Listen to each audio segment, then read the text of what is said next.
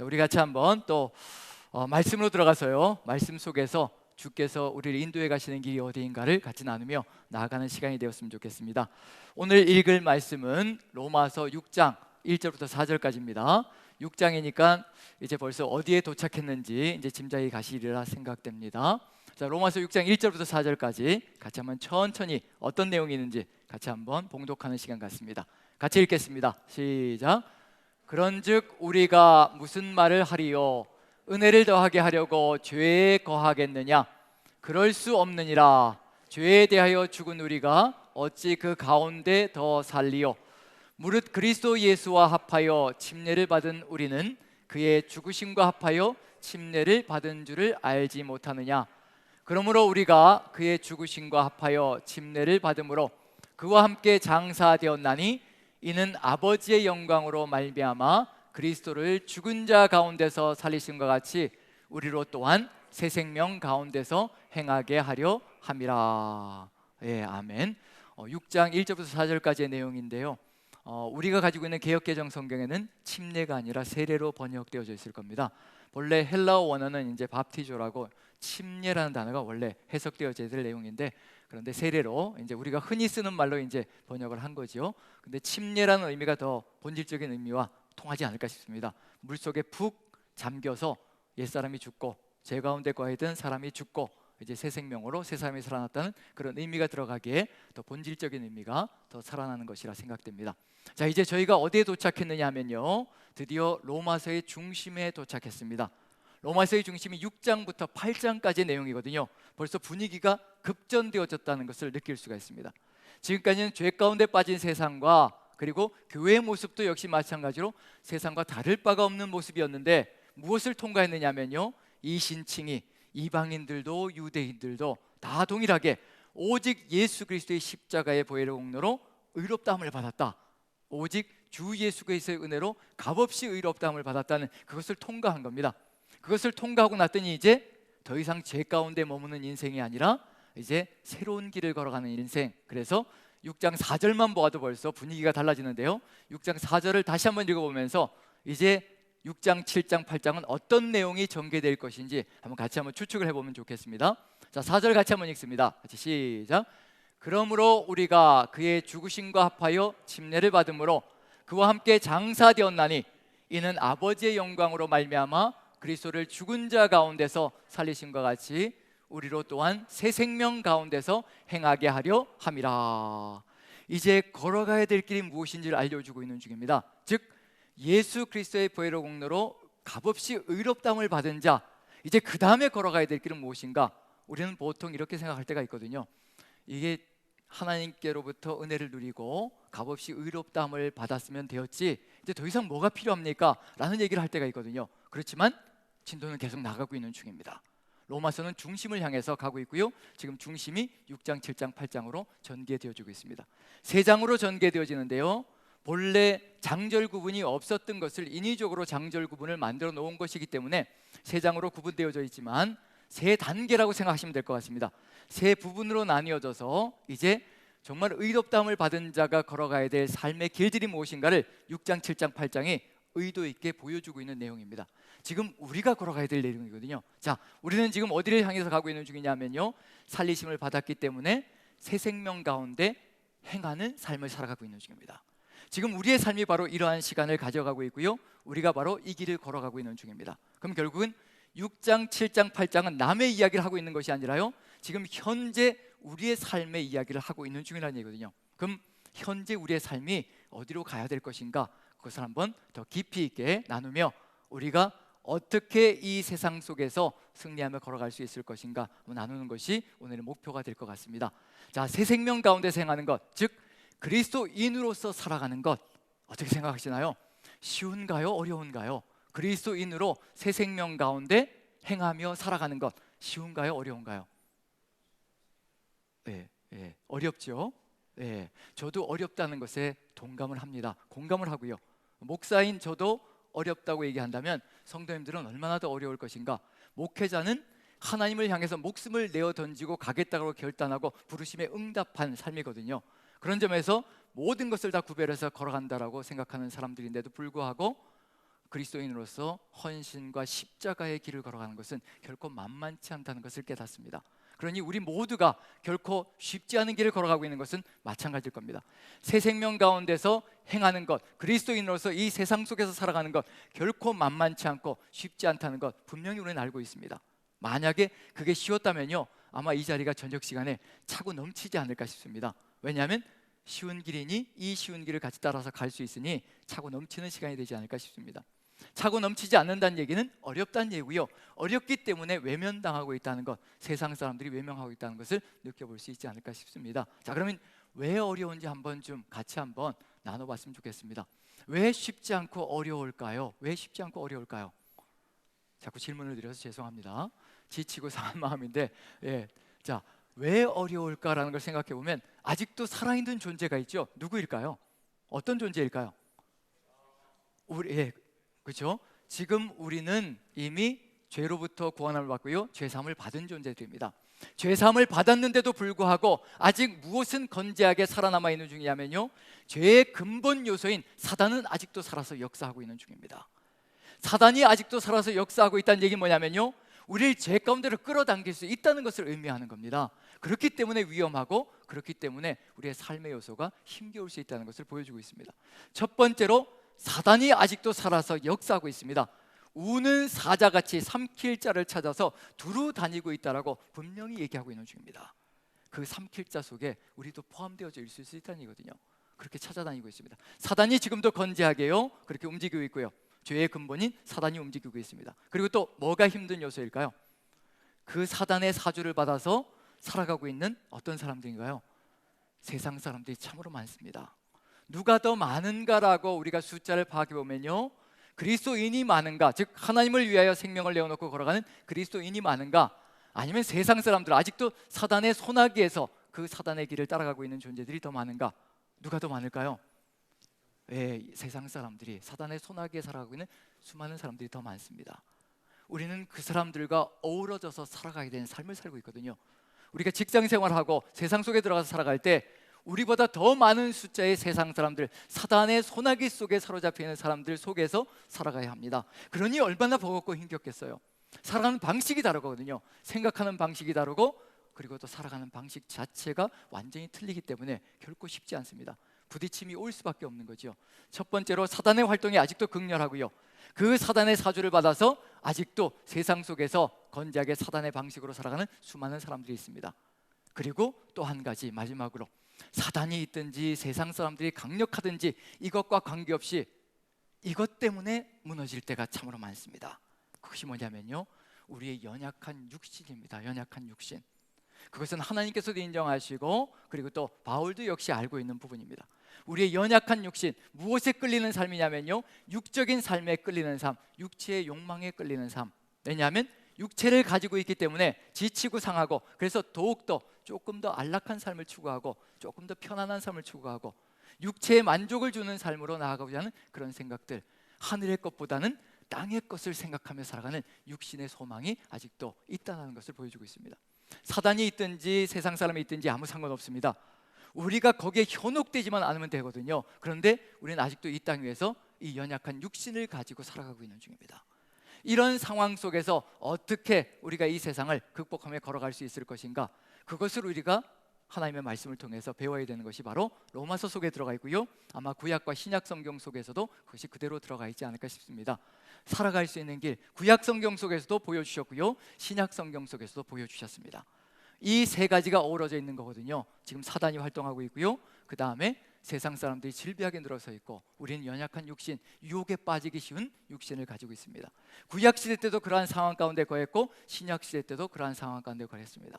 어떤 삶을 살아갈 때 우리가 그러한 길에서 벗어나서 좀 더 바른 길로, 주의 뜻을 받드는 길로 걸어갈 수 있을 것인가, 그것을 끊임없이 가르쳐 주시고 싶으신 것이 하나님의 마음이라고 생각되고요. 그래서 구약 성경과 신약 성경을 비교해 보면서요, 로마서로 만약에 구약과 신약을 제대로 우리가 분석을 해서 같이 비교를 하고 나면요, 로마서 6장, 7장, 8장이 어떤 내용이 중심을 이루고 있을 것인지 그게 분명히 드러납니다. 왜냐하면 이미 구약과 신약 속에서 보여주고 있거든요. 자, 그런 점에서 구약 성경 속에서 구원받은 이스라엘 백성이 어떻게 살아가야 될 것인가, 어떻게 살아가면 무너지고 어떻게 살아가면 하나님의 뜻 가운데서 승리하며 걸어갈 것인가, 그게 벌써 주어져 있거든요. 그걸 보면서 어떻게 하면 되는 것인가, 또 어떤 길을 걸어가면 무너지는 것인가 한번 비교를 한번 해보도록 하겠습니다.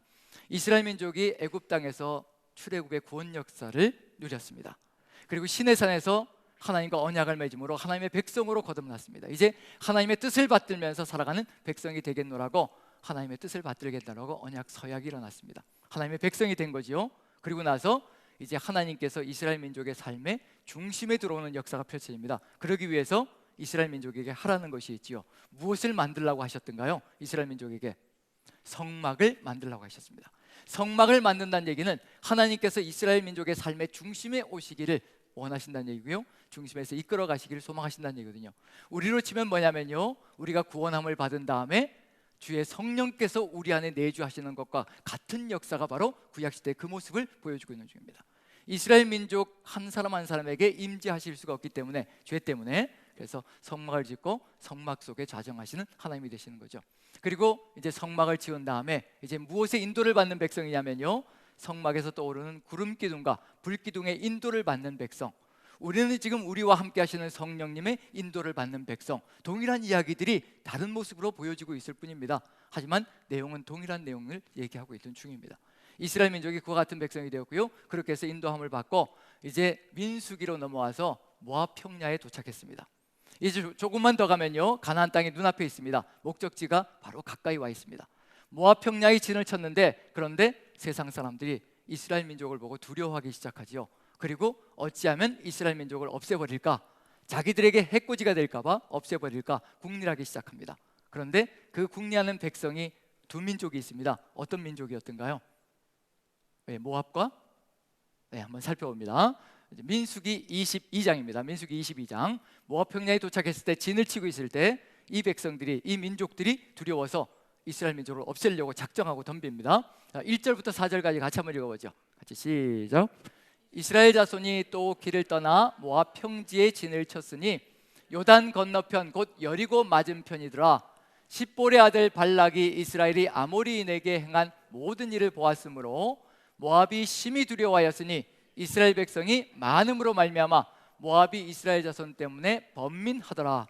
미디안 장로들에게 이르되 이제 이 무리가 소가 밭에 풀을 뜯어먹은 같이 우리 사방에 있는 것을 다 뜯어먹으리로다 하니 그때 십볼의 아들 발락이 모압 왕이었더라. 자, 두 민족이 두려워합니다.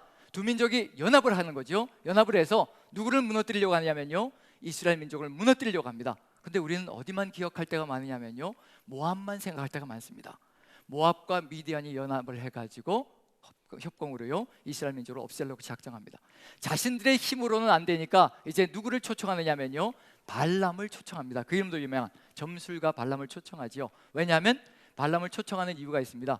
발람이 저주하는 자는 저주를 받고요, 축복하는 자는 축복을 받는다는 그런 유명한 인물이었다는 얘기거든요. 그러다 보니까 이 인물을 초청해서 이스라엘 민족을 저주하면 분명히 저주를 받을 것이라. 자, 이게 가능할까요? 불가능할까요? 여기에 하나님의 백성의 위력이 들어가 있습니다. 하나님께서 중심에 좌정하시고요, 그 하나님을 믿고 따르며 그 하나님께서 인도하시는 대로 이끌어가는 백성은요, 어느 누구도 손을 댈 수 없다는 것을 여기서 보여주고자 하는 의도가 들어가 있습니다. 하나님의 백성은 아무도 무너뜨릴 수가 없습니다. 하나님의 뜻을 받드는 백성, 하나님께서 왕으로 자정하시고 이끌어가는 백성, 어느 누구도 건드릴 수 없다는 것을 이 이야기를 통해서 보여주고 있는 중입니다. 자, 발람을 초청해서 이제 발락과 미디안 장로들이요, 이제 누구를 저주하러 가느냐면 이스라엘 민족을 저주하러 갑니다. 이스라엘 민족을 저주하기 위해서 높은 산으로 세 군데를 왕래합니다. 세 군데를 올라다니면서 저주를 하려고 하는데 저주가 되나요? 안 되나요? 저주를 퍼부을 수가 없습니다. 집어넣을 수가 없는 거예요. 이스라엘 민족을 향해서 저주를 꽂아 넣을 수가 없습니다.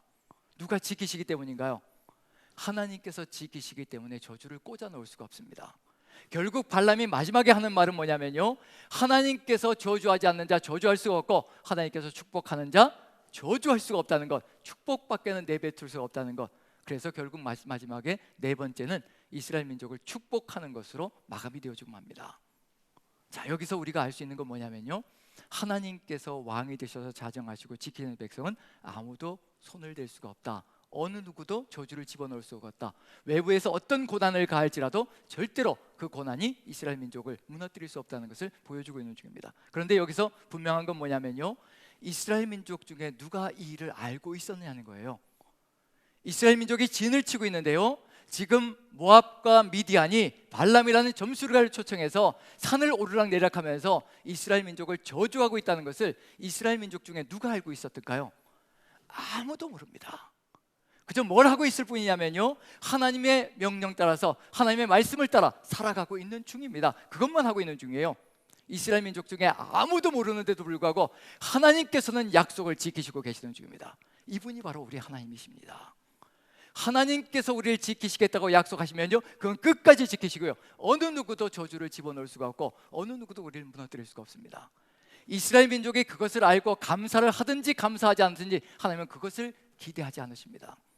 하나님께서 기대하시는 건 하나님의 백성이 하나님을 왕으로 모시고 살아가는 것, 그것밖에는 기대하시는 바가 없습니다. 아무도 기억해 주지 않고 아무도 칭송하지 않고 아무도 감사하지 않는 그 상황 속에서도 하나님께서는 이스라엘 민족을 끝까지 지키십니다. 바로 이 백성이 하나님의 백성이고요, 우리에게도 역시 마찬가지입니다. 우리가 우리 안에 내주하시는 성령님의 인도하심을 따라 우리가 길걸음을 걸어갈 때 누가 지키시냐면요, 하나님께서 우리의 삶을 지키시는 겁니다. 생사화복 자체가 우리에게 있는 것이 아니라 살아계신 하나님께 있다는 겁니다. 지금 여기까지 우리가 온 것도 우리의 힘과 능력으로 왔다라고 생각할지 모르겠지만 무사히 여기 앉아 있는 것이 우리의 능력으로 우리의 힘으로 되어진 것이라고 생각할지 모르겠지만요, 하나님께서 불꽃 같은 눈동자로 지키시지 않으셨다면 우리가 운전하는 그 순간에 어떤 일이 벌어질지 아무도 모릅니다. 우리 주변을 스쳐 지나가는 차들이요, 조금만 방심하면 우리는 한순간에 이 세상 사람이 아닐 수가 있다는 얘기거든요. 우리가 여기 앉아 있는 것도 우리가 감사하지 않았음에도 불구하고 주변의 차들까지도 지켜주셔서 우리 이곳까지 안전하게 이끌어 오신 그 하나님, 우리는 감사하지 않습니다. 왜냐하면 당연한 것처럼 생각할 때가 있거든요. 하나님께서 우리를 일거수일투족을 지키시며 걸어간다는 것을 인정하지도 않고 인식하지도 않고 살아갑니다. 하지만 중요한 것은 우리가 누구의 인도하심을 따라 살아가느냐가 가장 중요한 것이라고 생각되어집니다. 이스라엘 민족이 이렇게 하나님과 함께 거주할 때, 하나님의 뜻을 받들며 걸어갈 때 아무도 이스라엘 민족을 저주할 수 없고 아무도 무너뜨릴 수가 없습니다. 자, 그러면 여기에서 사단이 가만히 있을까요?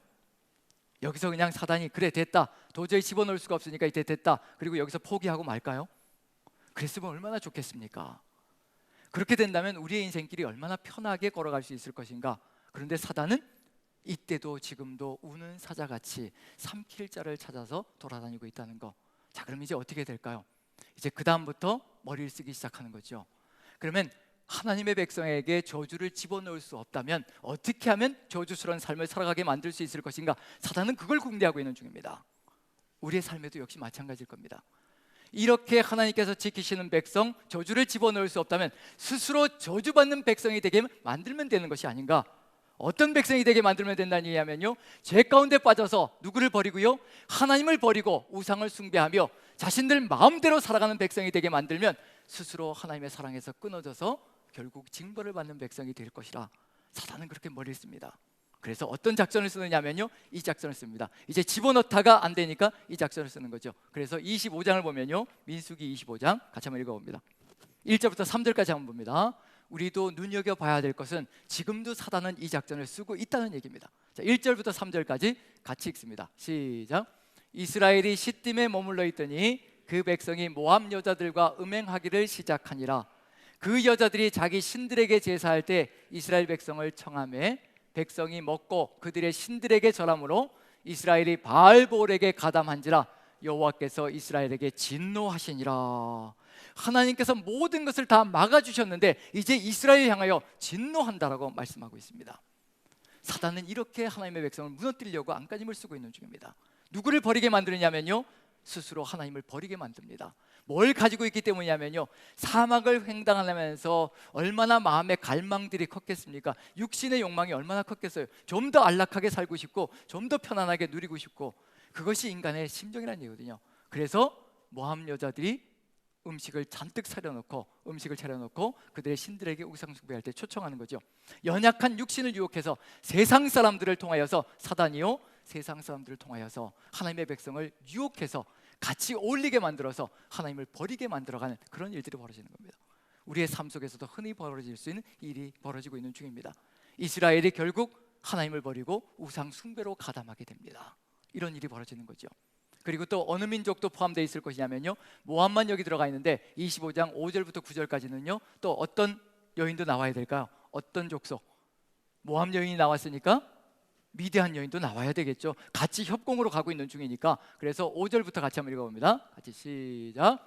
모세가 이스라엘 재판관들에게 이르되 너희는 각각 바알볼에게 가담한 사람들을 죽이라 하니라. 이스라엘 자손의 온 회중이 회막문에서 울 때 이스라엘 자손 한 사람이 모세와 온 회중의 눈앞에 미디안의 한 여인을 데리고 그의 형제에게로 온지라. 무슨 일이 벌어지고 있는 중인가요? 지금 회막 앞에서요, 하나님 앞에서 통곡을 하면서 울고 있는 중입니다. 이 연병이 펴져나가고 있어서 지금 하나님 앞에서 회개 몸짓이 일어나고 있는 중이거든요. 살려달라고 아우성을 치고 있는 중입니다.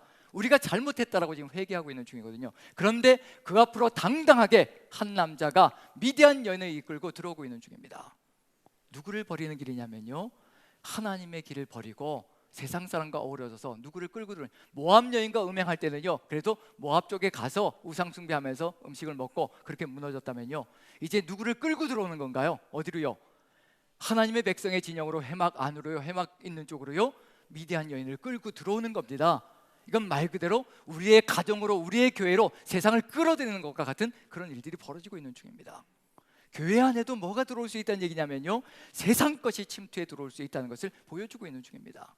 우리 육신이 약해서요, 교회 안에서도 좀 더 인정받고 싶고 좀 더 큰 소리 치고 싶고 내가 좀 더 나은 사람이라는 것을 인정받고 싶고, 이런 일들이 교회 안에서 벌어질 수가 있습니다. 세상의 모습들이 교회 안으로 들어와서 결국 무너지는 일들이 벌어지는 거죠. 자, 7절 보시면요 이런 일이 벌어집니다. 자, 같이 한번 읽어봅니다. 시작. 제사장 아론의 손자 엘라살의 아들 비느하스가 보고 회중 가운데서 일어나 손에 창을 들고 그 이스라엘 남자를 따라 그의 막사에 들어가 이스라엘 남자와 그 여인의 배를 꿰뚫어서 두 사람을 죽이니 연병이 이스라엘 자손에게서 그쳤더라. 그 연병으로 죽은 자가 24,000명이었더라. 작은 숫자가 아니죠. 24,000명이 우상 숭배하다가 하나님을 버리고 우상 숭배하고 우상 숭배에 가담해서 나가다가 결국 죽음으로 끝나버리고 마는 안타까운 역사가 펼쳐졌습니다. 누가 일으킨 일일까요? 누가 일으킨 일일까요? 누가 이런 일을 벌였을까요? 발람이 사주를 한 겁니다.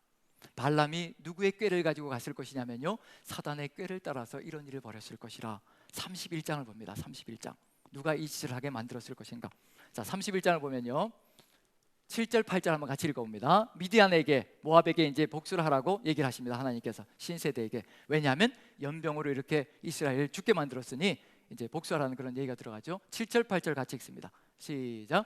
그들이 여호와께서 모세에게 명령하신 대로 미디안을 쳐서 남자를 다 죽였고 그 죽인 자 외에 미디안의 5왕을 죽였으니 미디안의 왕들은 에위와 레겜과 스루와 후루와 레바이며 또 부올의 아들 발람을 칼로 죽였더라.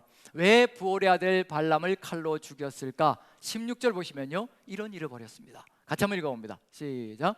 보라, 이들이 발람의 꾀를 따라 이스라엘 자손을 부올의 사건에서 여호와 앞에 범죄하게 하여 여호와의 회중 가운데 연병이 일어나게 하였느니라. 발람이 사단의 사주를 받고 이스라엘 민족에게 저주를 집어넣으려고 하나님을 버리고 세상을 따라가게 만들고요, 우상 숭배하게 만들어서 하나님의 진노와 징벌을 받게 만들었다는 거, 이게 바로 구약 성경 속에서 하나님의 백성의 삶 속에서 벌어졌던 일입니다. 이것이 구약 성경 속에만 있는 사단의 방법일까? 지금 우리 시대는 없는 것일까? 저는 그렇게 생각하지 않습니다. 사단은 지금도 하나님의 교회를 산산조각 내려고 악착같이 덤벼들고 있는 것, 그런 모습이 사단의 모습 속에 들어가 있습니다. 우리가 이것을 깨닫지 못한다면요, 이것을 보지 못한다면 우리도 역시 마찬가지로 무너져 갈 수 있는 존재가 될 수 있을 겁니다. 지난주에 한번 설교를 나누었던 것, 말씀을 나누었던 것이 하나님의 끊을 수 없는 사랑에 대해서 말씀을 나눴습니다. 로마서 8장이죠. 로마서 8장에 하나님의 끊을 수 없는 사랑이 우리와 함께하고 있다. 그게 증거로 보여진 것이 어디에서 있다라고 말씀드렸던가요? 고린도 전후서에 그것이 바울을 통해서 역력하게 드러나고 있다. 고린도 교회가 세상을 따라서 가고 있는 그 모습, 세상의 죄악들이 교회로 들어오는데 그 죄악들 때문에 무너져서 결국 세상의 방식을 살아가고 있는데, 하나님께서는 끊을 수 없는 사랑으로 그 고린도 교회를 계속해서 두드리셔서 세워가려고 최선을 다하시는 것. 그래서 결국 회개했나요? 회개하지 않았나요?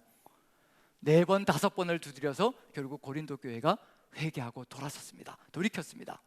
하나님의 끊을 수 없는 사랑으로 끊임없이 돌이키는 거죠. 그런데 사단이 여기에서 끝을 내고 말 것인가? 자, 회개했다라고 되어 있는데요, 고린도 전후로서로 가면서 고린도 교회가 회개했다라고 되어 있는데 그 회개한 것이 몇 장에 나와 있을까요? 네, 너무 무모한 질문을 드리고 있죠. 고린도후서 7장에 나와 있는 내용입니다. 고린도후서는 몇 장까지 되어 있냐면요, 13장까지로 이루어져 있습니다. 그럼 도대체 뒷장들은 뭘까? 여기까지 끝나면 얼마나 좋을까? 회개한 것으로, 하나님께 돌아간 것으로 이렇게 끝나면 얼마나 좋을까? 근데 누가 가만히 있지 않는다는 얘기인가요? 이 꼴을 누가 못 본다는 얘기인가요? 이 꼴을 사단이 못 보지요. 절대 좌시하지 않습니다. 그대로 두고 보지 않는다는 얘기거든요. 그래서 7장의 회개가 일어났을 때 8장 구작으로 연결됩니다. 바울은 이걸 기대하고 있거든요. 만약에 돌이켜서 하나님의 뜻을 받들고 주 예수 그리스도의 보혈의 공로로 다시 교회가 돌아가면 이런 일이 벌어진다는 거, 이런 길로 간다는 거. 그래서 고린도후서 8장과 9장에는 어떤 내용이 들어가 있냐면요, 연보에 대한 내용이 들어가 있습니다. 헌금에 대한 내용. 마게도냐 교회들이 정말 극심한 가난 가운데서도 후한 연보를 하였다, 후한 헌금을 하였다. 그래서 고린도 교회도 이제 회복되어졌고 주님께로 돌이켰으니 이제 멈췄던 것을 다시 시작하자, 후한 연보를 같이 이렇게 동참했으면 좋겠다. 그런데 그 후한 연보는 어디로 가져가려고 하는 거냐면요, 마게도냐 지역은 이방인 지역입니다. 이방인 그리스도인인 거죠. 지금 유대인 그리스도인들, 예루살렘의 유대인 그리스도인들이 극심한 기근으로 인하여서 정말 가난한, 극심한 가난 가운데 거하고 있는 중이거든요. 그래서 바울이 유대인 그리스도인들을 돕기 위해서 이제 이방인 그리스도인들에게 후한 연보를 하여서 그걸 가지고 이제 예루살렘으로 가려고 합니다. 회개하고 돌이키면 무슨 일이 벌어지는가, 그걸 보여주고 있는 중입니다. 내가 있는 것을 내어서 무슨 일이 벌이냐면요, 내가 있는 것을 내어서 연합되어지는 역사가 펼쳐집니다. 이방인과 유대인이 하나로 연합되어져서 연합된 교회가 만들어지는 감사한 역사가 펼쳐지는 겁니다. 어디로 다시 돌아가는 거냐면요, 다시 또 사도행전의 역사로 돌아가는 겁니다. 사도행전 속에서 자기의 것을 내어서 서로를 돌보며 나가는 공동체가 아름답게 서 있었거든요. 하나님의 뜻이 이루어지기 시작하면 그러한 역사가 펼쳐집니다. 그게 바로 고린도후서 9장까지입니다. 만약에 고린도후서가 9장에서 마감되어졌다면 이것보다 아름다운 이야기는 없을 겁니다. 그런데 안타깝게도 거기서 멈추지 않고 해피엔딩으로 끝나지 않고 10장부터 13장까지로 연결됩니다. 자, 사단이 가만히 있는다는 얘기인가요? 있지 않다는 얘기예요? 사단이 가만히 있지 않습니다. 또다시 무엇을 흔들려고 작정하고 덤비느냐면요, 또다시 교회를 흔들려고 작정하고 덤빕니다. 그럼 어떻게 하면 될까요? 하나님의 뜻을 받들어서 하나님과 함께 동행하고 있는 백성은 절대로 무너뜨릴 수 없다는 것, 구약 성경도 마찬가지고요, 신약 성경도 마찬가지입니다. 하나님께서 지키시고 끝까지 두드리시며 회개하는 백성 절대로 무너뜨릴 수 없다는 겁니다. 그런데 어떻게 하면 스스로 저주받는 삶이 된다는 얘기인가요? 자기 스스로 누구를 버리게 만든다는 얘기인가요?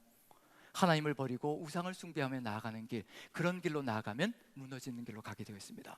그러면 고린도후서 10장부터 13장까지는 이제 바울의 안타까운 호소가 들어갈 겁니다. 너희가 그렇게 하면 죽는다는 겁니다. 죽음의 길로 간다는 겁니다. 그럼 그 내용 속에 어떤 내용이 들어가 있을 것인가? 도대체 어떤 길로 가기에, 고린도 교회가 어떤 길로 가기에 죽음의 길로 간다는 것, 그것을 얘기하고 있는 중일까? 한번 읽어봅니다. 고린도후서 11장을 봅니다. 11장 2절부터 4절까지요. 도대체 어떤 일이 벌어지고 있길래, 자, 11장 2절 3절 같이 한번 읽어봅니다. 같이 시작. 내가 하나님의 열심으로 너희를 위하여 열심을 내노니 내가 너희를 정결한 처녀로 한 남편인 그리스도께 드리려고 중매함이로다. 그러나 나는 뱀이 그 관계로 하와를 미혹한 것 같이 너희 마음이 그리스도를 향하는 진실함과 깨끗함에서 떠나 부패할까 두려워하노라. 회개했거든요. 돌아왔습니다. 돌이켰으면 끝나고 이제 더 이상 놓치지 않고 그 길을 걸어가야 하는데, 이 인생이라는 것이 끊임없이 연약한 육신을 가지고 있기에 무너질 때가 참 많습니다. 어디로 갈 수 있다라고 얘기하냐면요, 에덴 동산의 그 사건이 또 벌어질 수 있다라고 또 얘기하고 있는 중입니다. 뱀이, 사단이 하와를 미혹해서 부패함으로, 무너짐으로 하나님께 불순종함으로 나아가게 만들었던 것처럼 고린도 교회가 지금 그 길로 가고 있는 안타까운 역사가 보여주고 있다는 겁니다. 그게 바로 4절입니다. 도대체 그게 어떤 길일까? 부패함이 어떤 길일까? 4절 같이 한번 읽어보죠. 같이 시작. 만일 누가 가서 우리가 전파하지 아니한 다른 예수를 전파하거나 혹은 너희가 받지 아니하는 다른 영을 받게 하거나 혹은 너희가 받지 아니하는 다른 복음을 받게 할 때는 너희가 잘도 용납하는구나. 이제 완전히 끝장나는 길로 간다는 겁니다. 다른 예수를 받아들이고요, 다른 영을 받아들이고요, 다른 복음으로 나아가는 그 순간에요, 모든 것이 끝장나는 길로 간다는 얘기입니다. 누구를 문 밖으로 내친다는 얘기냐면요, 주 예수 그리스도의 보혜사 성령을 문 밖으로 내친다는 겁니다. 그런 줄도 모르고 살아가는 인생이 될 수 있다는 얘기거든요. 이것처럼 무서운 얘기가 없습니다. 다른 복음이 얼마나 무서운 것인지, 그 다른 복음이 뭐냐면요, 다른 예수이고 다른 영이라는 겁니다. 보혜사 성령이 아니라는 겁니다. 이런 예를 살아갔던 교회가 또 있습니다. 요한계시록에서요, 7번째 교회, 라오디게아 교회, 뭐라고 부르셨던 교회냐면요, 나는 부요하여 부족한 것이 없다고 큰 소리 쳤던 교회입니다. 나는 부요해서 아무것도 부족한 것이 없다, 떵떵거리며 잘 살고 있다. 근데 예수님께서 말씀하시길, 내 눈은 멀었고 눈은 보이지 않고 소경이 되었고 네가 벌거벗은 것을 보지 못하느냐. 네가 부유하다라고 큰 소리 치는데 눈이 멀어서 아무것도 보지 못하고 벌거벗고서 끊임없이 아무것도 없는 삶을 살아가고 있다. 그게 바로 지금 라오디게아 교회의 모습이라는 겁니다. 세상 속에서는요, 다른 복음을 따라가면서 다른 예수를 따라가고 다른 영을 따라가면서 세상 사람과 어우러져서 세상의 모습 속에서 세상 사람들은 부유하다라고 그렇게 같이 어우러져서 살아가고 있는지 모르겠지만요, 하지만 예수님이 보시기에는 소경이 되었고 헐벗고 있고 벌거벗고 있는 모습이 바로 라오디게아 교회의 모습이라는 겁니다. 지금 고린도 교회가 그 길을 향해서 가고 있는 중입니다. 만약에 10장부터 13장까지 이 내용을 통해서요, 돌이키지 않는다면요, 이제 더 이상 돌아설 수도 없는 끝장나는 길로 갈 수도 있다는 얘기입니다. 왜냐하면 그 내용이 갈라디아서에서 분명히 보여지고 있습니다. 너희가 영으로 시작하였다가 육으로 끝내려고 그러느냐, 너희가 예수 그리스도에게서 끊어지려고 작정을 하고 덤비느냐. 갈라디아 교회에서 다른 복음을 쫓아가는 갈라디아 교회를 향해서 그렇게 선포하고 있는 중입니다. 끊어진다는 겁니다. 죽는다는 겁니다. 구약 시대 때 우상을 숭배하며 우상을 따라가며 하나님을 버린 그 이스라엘 민족의 그런 역사가 그리스도인들의 삶 속에서도 능히 벌어질 수 있다는 것을 이렇게 보여주고 있는 중입니다. 누가 이렇게 했을까요? 누가 이렇게 했을까요? 사단이 이렇게 했겠죠. 예수님께서는 어디에 계실까요? 지금 다른 예수, 다른 영, 다른 복음을 받아들였으니 라오디게아 교회의 모습 속에 분명히 들어가 있습니다. 예수님께서 라오디게아 교회를 향해서요, 내가 문 밖에 서서 두드리노니 누구든지 내 음성을 듣고 문을 열면 내가 그에게로 들어가 내가 그와 더불어 먹고 그는 나와 더불어 먹으리라. 내가 문 밖에 서서 두드린다라고 분명히 얘기하고 있습니다. 예수님께서 문 밖에 서 계시고요, 두드리고 계시는 중입니다. 그 문 안에는 도대체 뭐가 들어가 있을까요? 다른 예수가 들어가 있고 다른 영이 들어가 있고 다른 복음이 들어가 있는 상황. 여기에서 돌이키지 않으면 죽는 길로 가는 겁니다. 그게 바로 라오디게아 모습이고 지금 여기 고린도 교회 모습 속에 포함되어 있습니다. 자, 누가 이렇게 교회를 무너지게 만들었을까요? 누가 이렇게 다른 예수를 전하고 다른 역을 전하고 다른 복음을 전해서 무너뜨리게 만들었을까요? 바로 그 밑을 보면요, 13절부터 15절까지 보시면요, 이 존재가 도사리고 있습니다. 같이 한번 읽어보죠. 같이 읽습니다. 시작. 그런 사람들은 거짓 사도요 속이는 일꾼이니 자기를 그리스도의 사도로 가장하는 자들이니라. 이것은 이상한 일이 아니니라. 사단도 자기를 광명의 천사로 가장하나니 그러므로 사단의 일꾼들도 자기를 의의 일꾼으로 가장하는 것이 또한 대단한 일이 아니니라. 그들의 마지막은 그 행위대로 되리라. 사단이 광명의 천사로 가장하고요, 우리의 삶을 끊임없이 농락하고 있습니다. 우리의 연약한 육신을 농락하면서요, 우리가 거기에 무너지게 만들어가고 있습니다. 광명의 천사로 가장한다는 얘기 뭐냐면요, 교회 안에서도 버젓이 활동하고 있다는 얘기입니다. 지금 고린도 교회 안에서 버젓이 하나님의 사람인 것처럼 예수 그리스도의 사람인 것처럼 버젓이 움직이면서 무엇을 전하고 있는 중이냐면요, 다른 예수를 전하고 다른 영을 전하고 다른 복음을 전하고 있는 중입니다. 우리 교회라고 없을 수 있겠습니까? 사단이 우리 교회라고 그대로 놔두겠냐는 얘기예요. 남산교회는 괜찮으니까, 남산교회는 건드려봐야 아무 소용없으니까 내가 종말이 올 때까지 건드리지 않을 것이라. 절대 그런 사단이 아닙니다. 어쩌든지 하나라도 더 무너뜨리려고 안간힘을 쓰며 작정을 하고 덤비는 것이 사단의 역사라는 겁니다. 지금 우리도 노출되어 있다는 얘기고요, 광명의 천사로 가장하며 들어올 수도 있고, 그리고 또 우리의 삶 속에서 세상 사람의 모습으로 들어올 수도 있고요. 이런 상황이 지금 교회 안에도 펼쳐지고 있는 중입니다. 그렇다면 이제 로마서 6장, 7장, 8장은 어떤 내용이 들어가 있을 것인가 기억해 볼 수, 미리 추측해 볼 수가 있죠. 6장에는 반드시 뭐가 들어가 있을 것이냐면요, 이렇게 두 가지 길이 있다. 사단이 제시하는 유혹의 길이 있고, 그 다음에 또 하나님께서 이끌어 가시는 하나님의 길이 있다. 분명히 두 길이 있다고 얘기할 겁니다. 그 다음에 7장에 가면 무슨 얘기할 거냐면요, 이 두 길 속에서 육신이, 연약한 육신을 따라가는 사단의 길을 따라가면 어떤 결론에 도달할 것인가, 7장이 그걸 보여줄 겁니다. 그 다음에 8장은 뭘 보여줄 거냐면요, 이런 상황 속에서 오직 성령의 인도하심을 따라서 살아가는 삶은 결국 어떤 결론에 도달할 것인가, 그게 바로 6장, 7장, 8장입니다. 지금 우리의 삶 속에 들어가 있는 그런 삶의 내용들입니다.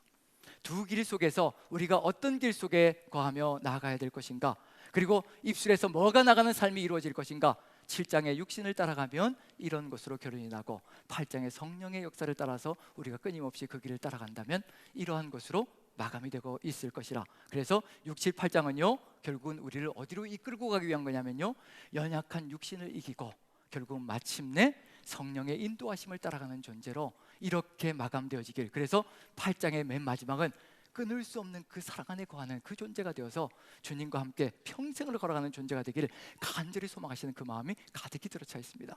그래서 6장을 한번 봅니다. 간략하게 한번 살펴보죠.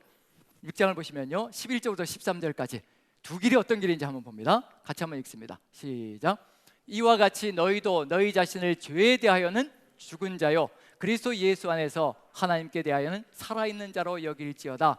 그러므로 너희는 죄가 너희 죽을 몸을 지배하지 못하게 하여 몸의 사욕에 순종하지 말고, 또한 너희 지체를 불의의 무기로 죄에게 내주지 말고 오직 너희 자신을 죽은 자 가운데서 다시 살아난 자 같이 하나님께 드리며 너희 지체를 의의 무기로 하나님께 드리라.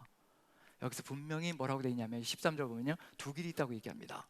첫 번째로 지체를, 우리 몸을요, 이 연약한 지체를요, 연약한 지체를, 이게 땅의 것에 사로잡히기 쉬운 이 육체를요 불의의 무기로 죄에게 내주지 말고, 어떤 길이 있을 수 있다는 얘기냐면요, 우리 지체를, 우리 몸을 불의의 무기로 죄에게 내줄 수 있다는 겁니다. 이것을 저는 무엇이라고 생각하냐면요, 마태복음 7장에 나오기는 넓은 길, 넓은 길, 수많은 사람들이 걸어가는 넓은 길, 그 다음에 우리의 지체를 의의 무기로 하나님께 드리라고 되어 있습니다. 이것은 좁은 길, 우리의 삶 속에는 늘 이와 같이 두 길이 도사리고 있습니다. 그런데 왜 이 두 길 가운데서 우리가 늘 갈팡질팡하느냐, 19절, 이것 때문에 바울도 알고 있고 하나님도 알고 계십니다. 무엇이 연약하다는 걸 알고 있느냐면요, 이게 연약하다는 얘기거든요. 자, 19절 같이 읽습니다. 시작. 너희 육신이 연약함으로 내가 사람의 예대로 말하노니 전에 너희가 너희 지체를 부정과 불법에 내주어 불법에 이른 것 같이 이제는 너희 지체를 의에게 종으로 내어주어 거룩함에 이르라. 육신이 연약하다는 것을 우리 하나님도 아십니다. 아시기 때문에 하시는 것이 있으시다는 얘기예요. 그게 우리에겐 희망입니다. 육신이 연약하기 때문에 분명히 해주시는 것이 있습니다. 안 그러면요 우리가 사단의 농락에 넘어지지 않을 사람이 없습니다. 그렇기 때문에 하나님께서 우리에게 해주시는 것이 있습니다. 그런데 한번 도표를 보면서요 어떤 길인지 한번 살펴봅니다. 자, 도표를 보시는데 지체를 불의의 무기로 죄에게, 지체를 의의 무기로 하나님께, 뭐와 뭐가 대립되고 있나요? 죄와 하나님. 자, 그럼 이제 하나님이 인격체시잖아요. 그럼 죄도 뭐란 얘기인가요? 대립이 되는 거니까 죄도 역시 마찬가지로 인격체인 거죠. 그럼 죄는 뭘까요? 죄는 뭘까요? 인격체인 죄, 지금도 살아서 움직이고 있는 존재, 지금도 우리를 끊임없이 죄로 빨아들이고 있는 존재, 누구일까요? 사단입니다. 사단. 죄의 근본인 사단을 얘기하는 겁니다. 그럼 결국 지체를 불의의 무기로 사단에게 내어줄지 아니면 지체를 의의 무기로 하나님께 내어드릴지, 이 두 길 속에서 우리가 끊임없이 선택하며 나아가야 된다는 것을 분명히 보여주고 있는 중입니다. 그것이 지금 우리 앞에도 놓여져 있습니다. 우리 앞에 늘 두 길이 놓여져 있다는 거, 넓은 길과 좁은 길이 놓여져 있다는 거.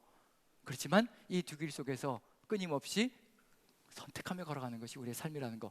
그래서 이 선택을 바르게 하기 위해서 누가 도우실까요? 누가요? 네, 그렇죠. 바로 그겁니다. 갈라디아서를 먼저 한번 보고 넘어가죠. 갈라디아서 5장 16절부터 18절까지 보시면요 바로 이 내용, 이게 로마서에도 그대로 들어가 있는 겁니다. 같이 읽습니다. 시작. 내가 이르노니 너희는 성령을 따라 행하라. 그리하면 육체의 욕심을 이루지 아니하리라. 육체의 소욕은 성령을 거스리고 성령은 육체를 거스리나니 이 둘이 서로 대적함으로 너희가 원하는 것을 하지 못하게 하려 함이니라. 너희가 만일 성령의 인도하시는 바가 되면 율법 아래에 있지 아니하리라. 결국은 우리가 이길 수 없고 누가 함께 해주셔야 이긴다는 얘기인가요? 성령께서 함께 하셔서 우리의 삶을 강권적으로 인도해 가시며 성령 충만함으로 역사해 주지 않으시면요 우리 중에 누구도 이겨낼 사람이 없습니다. 견뎌낼 사람이 없습니다. 성령 충만함. 그래서 로마서 8장에는 뭐라고 되어 있냐면요, 이와 같이 성령도 우리 연약함을 아시나니 우리를 위하여 말할 수 없는 탄식으로 우리 대신하여 간구해 주신다라고까지 하십니다. 우리가 기도할 수 있는 조차도 없는 인생이라는 얘기거든요. 육신이 연약하여서 우리 뜻대로, 우리의 주장대로, 우리 갈망대로 주장하는, 기도하는 존재라는 얘기거든요. 기도조차 제대로 하지 못하는 존재여서 로마서 8장 26절에서 이와 같이 성령도 우리의 연약함을 아시나니 우리가 마땅히 기도할 바, 간구해야 될 바를 알지 못하기에 성령께서 탄식함으로 우리가 간구할 바를 마땅하게 이끌어 가신다라고 기록하고 있습니다. 성령께서 무엇까지도 인도해 주신다는 얘기냐면요, 우리의 기도까지도 바르게 잡아서 이끌어가는 역사를 이루어 주신다는 거. 누구의 뜻에 일치되어 걸어가는 것이 우리의 삶의 길일까? 성령께 우리의 삶을 일치시켜가는 것. 그러할 때 뭐가 달라질 거냐면요, 이제 열매가 달라질 겁니다. 갈라디아서도 열매를 이야기하고 있고요, 육신의 열매가 있고 영의 열매가 있다, 성령의 열매가 있다. 로마서도 결국 마찬가지로 요약해서 보여주고 있기 때문에요, 6장에서 보여줄 겁니다. 6장에서 한번 읽어보죠. 20절부터 22절까지 같이 한번 읽어봅니다. 시작. 너희가 죄의 종이 되었을 때에는 의에 대하여 자유로웠느니라.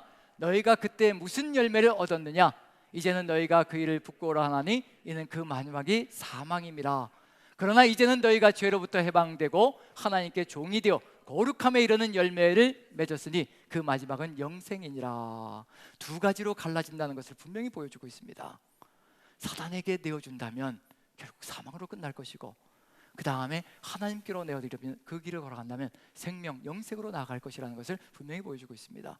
그러면 이제 이 두 길, 7장과 8장으로 연결되는데요, 만약에 연약한 육신에 사로잡혀 그 길 속에 걸어간다면 결국 결론은 어떻게 될 것인가?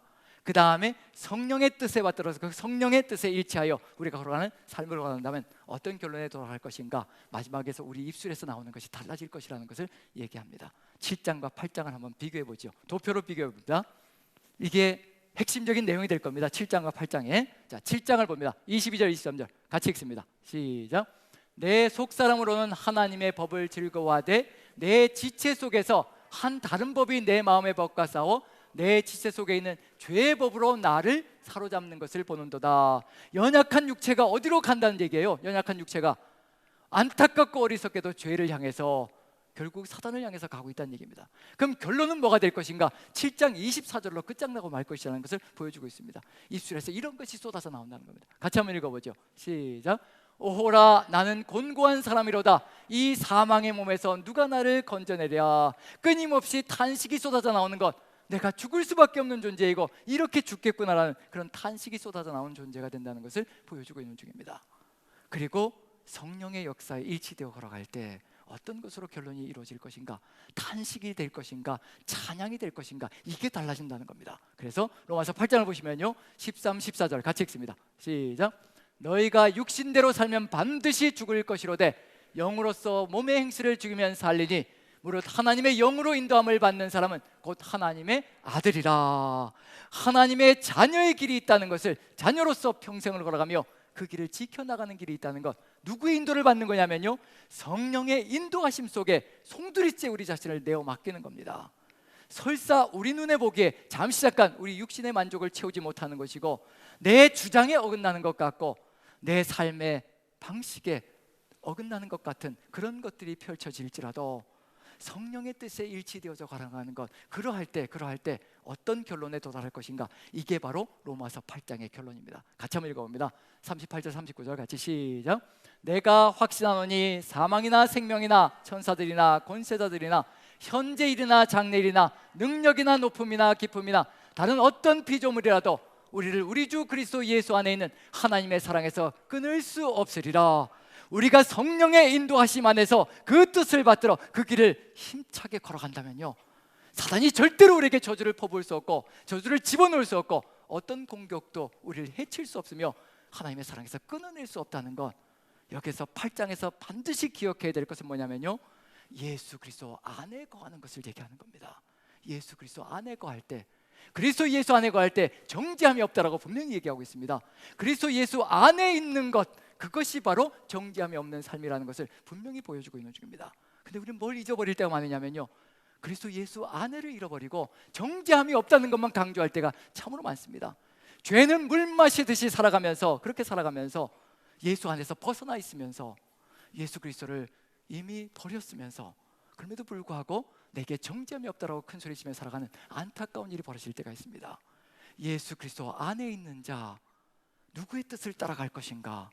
오직 성령의 인도하심을 따라가는 존재가 되기 때문에 더 이상의 정죄가 없는 삶을 살아갈 수 있다는 것을, 설사 죄 가운데 거할지라도 그 예수 그리스도의 인도하심을 따라서요, 다시 또 무릎 꿇고 회개하며 주께로 돌이키는 삶이 이루어지기 때문에 더 이상 사단이 물고 늘어질 수 없는 존재가 된다는 것을 우리에게 알려주고 있는 중입니다.